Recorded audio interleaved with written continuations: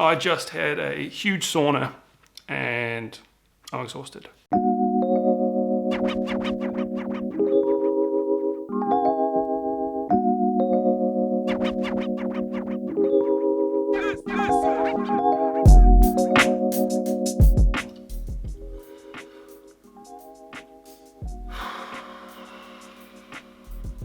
I'll probably throw that. Boom. So why raises, why StraightFace? And I was just finishing up my MBA. I was going to these job interviews and I was using these old busted up razors because one, purely for the cost. I was a poor student and I just couldn't afford to be paying for new good razors. And if I did want to go and buy them, I'd often forget the supermarket, or I would get there and I wouldn't know if I had the fancy Fusion, Power, Pro, whatever those things are. They're all amazing, they're all great. We just thought that there was potential for in that market to be able to get something in there which was better value for money, better for the consumer, easier for people in my situation who were a little bit time poor and who just wanted to save a little bit of money basically. And I'm not saying that the other products are bad. If you like those products, they work for you, beautiful, go ahead, go crazy on those. They are great products. We just thought there was a gap in that market that we could try to have a look and see if we can fit in and add some value. Can you see that? Oh. Okay, so you have price over here, and then you have the number of blades over here. So currently there is a lot of 3 blades and a lot of 4 blades and a lot of 5 blades, and the price sort of goes up on a curve. So the 5 blades are much more expensive than 3 blades relative to the number of blades. So what we were trying to do is we were trying to find a 5 blade alternative, so something that had this many blades, but for this price. We wanted to sit in this spot right here.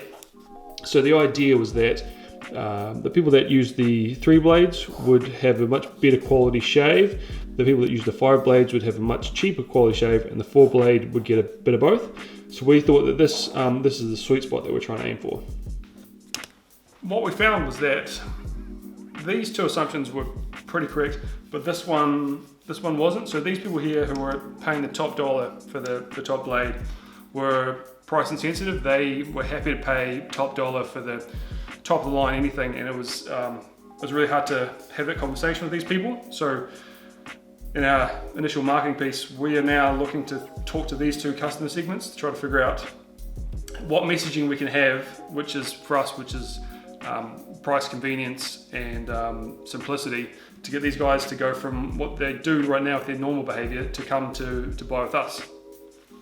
The trouble with that is that's all logic, right? So we actually have to talk to them from an emotional place. So what are those drivers and what are those markers, or what is that language that we need to communicate with them in order for them to come across and change that behavior? Well, let's be clear, we're not reinventing the wheel or doing anything any different. This business model has been successful overseas. We're just trying to replicate what people have done internationally, but put a little bit of New Zealand swing on it. Originally we had 3 different segmentations. So you could choose to have a 4-week refresh cycle, an 8-week or a 12-week, but we've changed that recently so that the customers can choose anything from every 1 week they get 4 blades, which no one is going to be that hairy, to 20 weeks.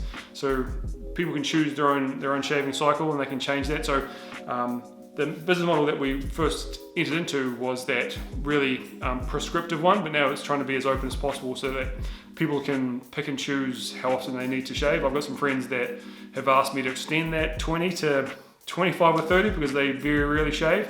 So it's just trying to find how can we give a product to the market that best fits what they require. So what we're trying to do is trying to figure out what our customer value proposition is. So our value proposition is a better blade at a better price with the convenience of having delivered to you, so you don't have to do anything about it. So they're all very logical positions. So we have to now figure out how we can play on the emotions of the customer, not in a malicious or insidious way, but people buy things based on emotions. They don't buy them because of logic. They don't make the best decisions based on the fact that it's a great logical, broken down, everything, pros and cons place. They do it purely out of emotion. So shaving isn't necessarily an emotional choice. So it's trying to figure out what are those emotions that will drive people, because we think we're going to give them a better experience. So we want to provide something that's going to have a better value for them.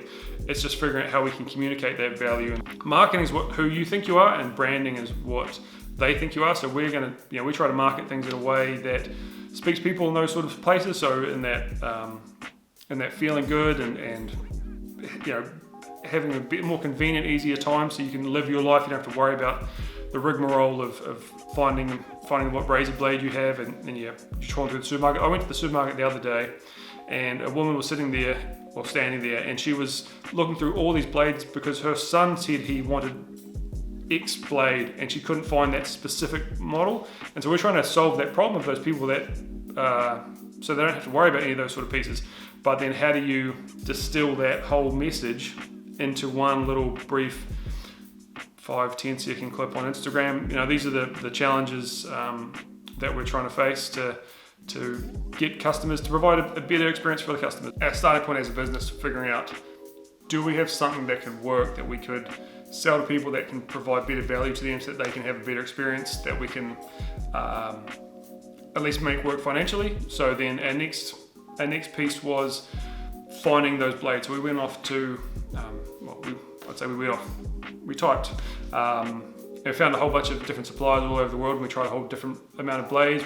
We subjected our friends to trying all these different blades, people that, shave their head, bald people shave their face, women who shave their legs, tried all these different things to see if the blades would work, and then also if they would work financially to fit that model of a 5-blade razor for a 3-blade price in the New Zealand market.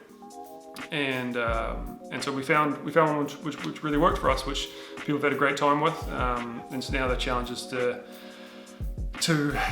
get it out into the public and for them to experience it and try it.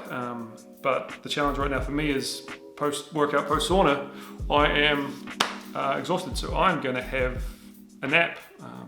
Hope you guys have a great day.